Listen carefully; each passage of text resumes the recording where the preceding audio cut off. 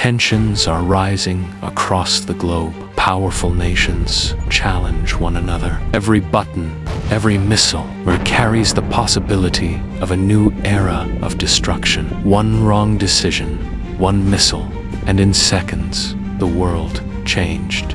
Cities burned, the skies turned crimson, and silence became screams. Radiation poisoned the earth. Trees burned, rivers turned black, and death floated through the air.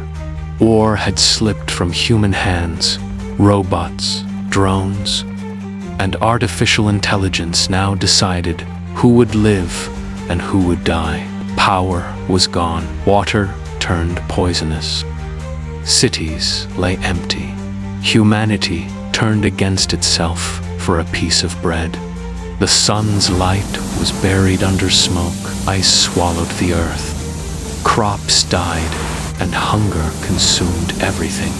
A few survived, hidden in underground shelters. Haunted by memories of the old world, they struggled to stay alive.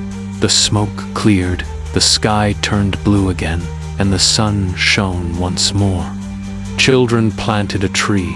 Perhaps humanity was being reborn. No one ever wins a world war. Only humanity loses. The future is still in our hands.